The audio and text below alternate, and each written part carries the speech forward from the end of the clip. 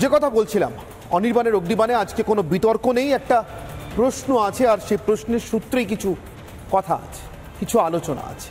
আপনারা জানেন, বুদ্ধদেব ভট্টাচার্য পশ্চিমবঙ্গের প্রাক্তন মুখ্যমন্ত্রী এবং বাম জমানায় অর্থাৎ 34 বছরের বামফ্রন্ট শাসনে বামফ্রন্টের শেষ তথা দ্বিতীয় মুখ্যমন্ত্রী বুদ্ধদেব ভট্টাচার্য আজকে তার বাসভবনে বালিগঞ্জে 59 পাম অ্যাভিনিউয়ে সকাল 8:20 নাগাদ শেষ নিঃশ্বাস ত্যাগ করেছেন।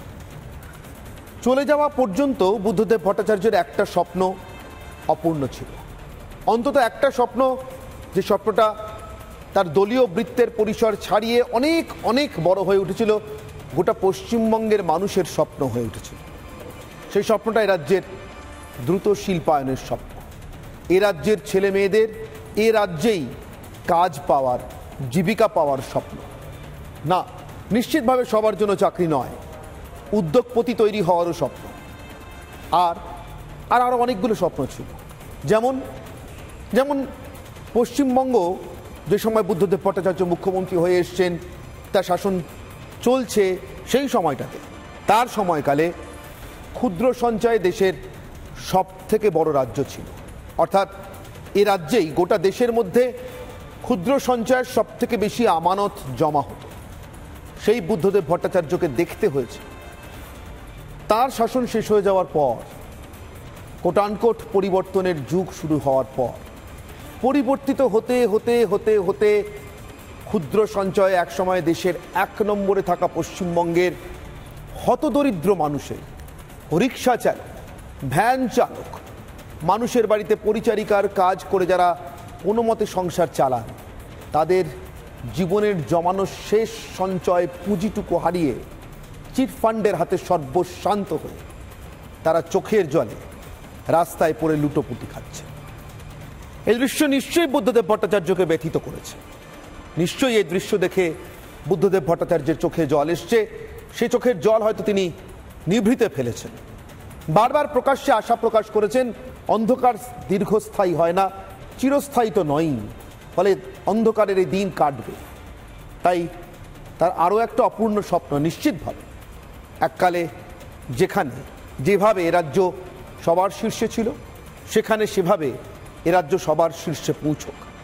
যারা ক্ষুদ্র সঞ্চয়ে পশ্চিমবঙ্গের এক সময় উপরে থাকাকে ব্যঙ্গ করতে, এ রাজ্যের মানুষ বাজারে টাকা খাটায় না, সাবধানী, ব্যাংকে, পোস্ট অফিসে টাকা রাখে, স্মল ইনভেস্টমেন্টের স্কিমে টাকা রাখে, তারা চিটফান্ডে সর্বশান্ত মানুষগুলোর কান্না দেখে নিশ্চিতভাবে মাথায় একটু সান্ত্বনার হাত বোলাতেও এগিয়ে আসেন।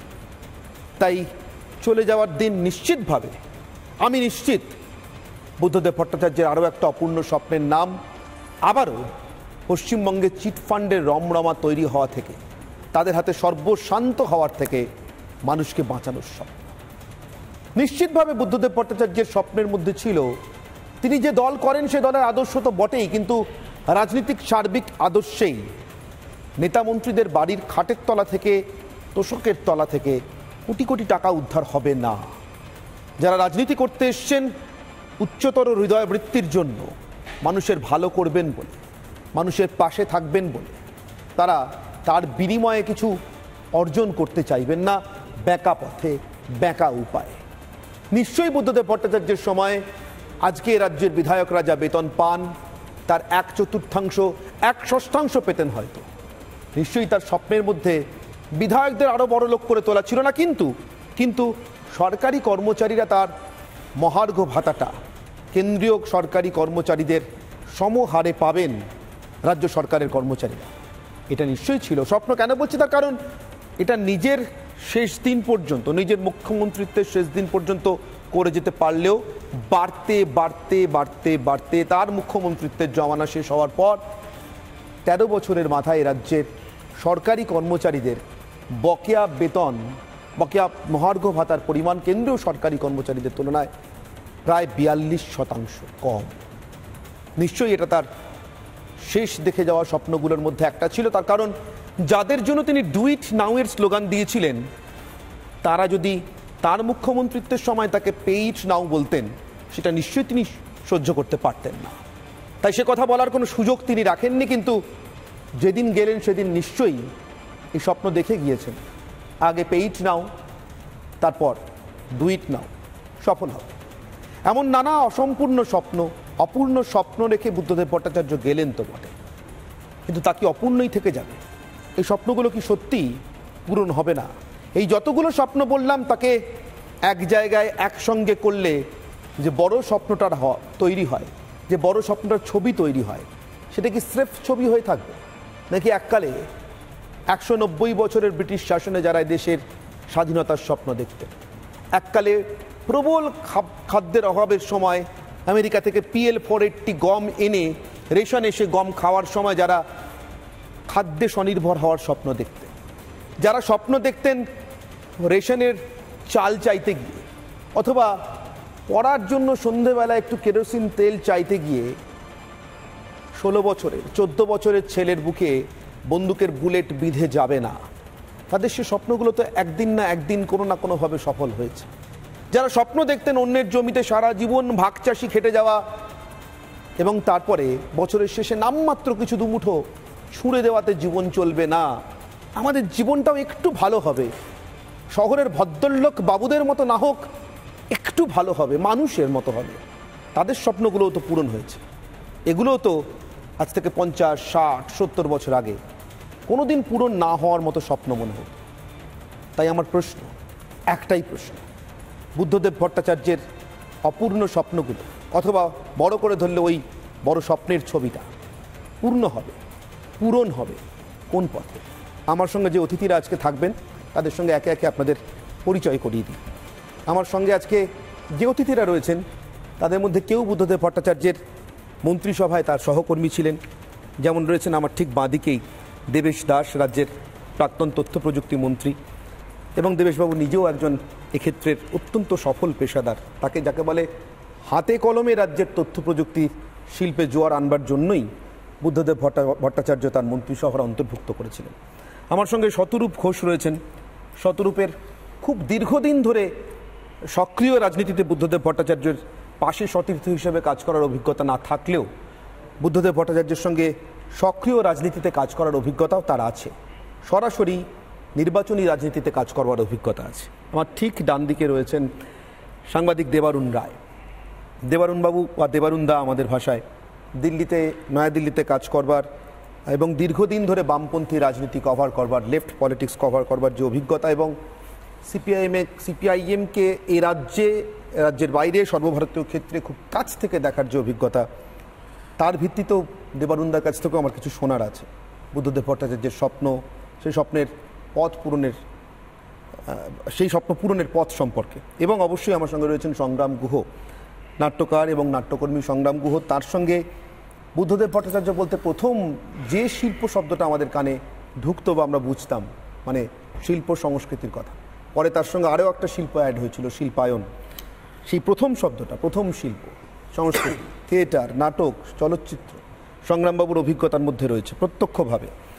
আমার সঙ্গে এছাড়াও আছেন মনোজ ভট্টাচার্য, আরএসপির সাধারণ সম্পাদক, দীর্ঘদিন ধরে বামফ্রন্টের ভিতরে সহযোগী দল হিসেবে কাজ করবার যে অভিজ্ঞতা বুদ্ধদেব ভট্টাচার্যের সঙ্গে। এবং অবশ্যই রয়েছেন বুদ্ধদেব ভট্টাচার্যের প্রতিবেশী এবং একেবারে উল্টো রাজনৈতিক শিবিরে দীর্ঘদিন ধরে থাকা প্রাক্তন কংগ্রেস সাংসদ সর্দার আমজাদ আলী। আমি প্রত্যেকের সঙ্গেই কথা বলবো, কিন্তু শুরু করব আজকের কথোপকথন শুরু করব দেবেশবাবু আপনার কাছ থেকে। কারণ যারা আছেন, যতজন আছেন, তাদের মধ্যে মন্ত্রিসভায় বিশেষ করে বুদ্ধদেব ভট্টাচার্যের যে স্বপ্নটার জন্য আমি আজকেও দেখছিলাম তার বাড়ি থেকে তার মরদেহ চলে যাওয়ার সময়, শেষবারের মতো 59 পাম অ্যাভিনিউ থেকে বেরিয়ে যাওয়ার সময় 19, 20, 21 বছরের ছেলেমেয়েরা তার ছবি তুলছে। কেন তুলছে জানি না, তবে এটা নিশ্চিত জানি ওদের যখন 24 বা 25 বছর বয়স হবে ওই বাড়িগুলো তোরা থাকবে না, ওদেরকে ওই বাড়িগুলোতে রাখার জন্যই বুদ্ধদেব ভট্টাচার্য স্বপ্ন দেখেছিলেন। দেবেশবাবু। আচ্ছা, আসলে বুদ্ধদেব বাবুর সাথে আমার তো মন্ত্রী হওয়ার পরই খুবই কাছাকাছি চলে আসি, এবং আমার তার আগে বুদ্ধদা একটা ভালো লিডার, খুব মানে রেসপেক্টেড পার্সন এরকমই ছিল। কিন্তু মন্ত্রিসভায় এসে আমি যেটা দেখতে পাই যে ওনার মধ্যে নিজস্ব কোনো এজেন্ডা ছিল না। নিজস্ব কোনো এজেন্ডা বলতে হঠাৎ শুনলে আপনাদের মনে হবে যে নিজস্ব টাকা পয়সা ইত্যাদি, সেরকম তো উনি ছিলেনই, সৎ ছিলেনই, সেগুলো নিয়ে কোনো আমি বলছি না, সেগুলো সৎ সাধারণ, এগুলো নিয়ে আমি কিছু বলছি না। কিন্তু নিজের কোনো প্রচার বা নিজের কোনো বিষয় উনি থ্রু করতে চাইছেন তা না, একটা রাজ্যের প্রতি ওনার ভালোবাসা, এইটা একটা সাংঘাতিক রকমভাবে ছিল। মানে তার জন্য কি করতে হবে সেটার জন্যই উনি সকাল থেকে চলে আসতেন। আপনারা জানেন প্রায় 9টার সময় বাড়ি থেকে বেরিয়ে যেতেন, প্রায় 9টার সময় বাড়ি থেকে বেরিয়ে যেতেন, গিয়ে আলিমুদ্দিন স্ট্রিটে বসতেন, গিয়ে অনিল বিশ্বাসের সাথে আসতেন। তখন অনিল বিশ্বাস কথা বলতেন, কথা বলেই উনি রাইটার্স, এবং রাইটার্সে সারাদিন ধরে পরিশ্রম করতেন। এবং একটা জিনিস ছিল যে আরেকটা ক্যারেক্টারিস্টিক্স আছে যেটা হয়তো অনেকেই জানেন না, বা অনেকে জানেন হয়তো যারা খুব কাছ থেকে মিশেছেন, যে প্রচণ্ড সরল, মানে মানুষকে বিশ্বাস করা। এবং বিভিন্ন ইন্ডাস্ট্রিয়ালিস্টদের তো সাথে একসাথে আমাদের মিটিং হয়েছে। আমার নিজের মনে হয়েছে যে ইন্ডাস্ট্রিয়ালিস্টরা ওনাকে খুব পছন্দ করছে। আমাদের দীর্ঘদিনের একটা ইচ্ছা ছিল, আইটি সেক্টরটা তো ডেভেলপ করেইছে, যে 3টে বড় কোম্পানিকে পশ্চিমবঙ্গে নিয়ে আসা। তার মধ্যে টিসিএস, উইপ্রো, ইনফোসিস। সেটা উইপ্রো ইনফোসিস একদম 2011 সালের জানুয়ারিতে আসে, এবং দেখুন কয়েক মাস বাদেই কী হবে নির্বাচনে জানা নেই, কিন্তু তারা আসে এবং সই করে। এবং দীর্ঘদিন তো তাদের সাথে কথা হচ্ছিল। আমার একবার মনে আছে যে আজিম প্রেমজি এসছেন বুদ্ধবাবুর ঘরে, সেদিন আমি যাইনি, কিন্তু আমি জানি যে আজকে কোনো সলিউশন হচ্ছে না, কোনো ইয়ে হচ্ছে না। কিন্তু আজিম প্রেমজি বেরিয়েছেন, প্রেস জিজ্ঞাসা করেছে যে কি হলো মিটিংয়ে। উনি বললেন, আজিম প্রেমজি বলল যে meeting with chief minister is always fine. মানে একটা ব্যক্তিকে আজিম প্রেমজি যেভাবে শ্রদ্ধা করতেন, এবং আমি উইপ্রোর যারা কাজ করতো এই সেক্টর 5-এ, তারা মানে বলতো যে আজিম প্রেমজি সবসময় বুদ্ধবাবুর ইয়েতে কথা বলতো। ঠিক।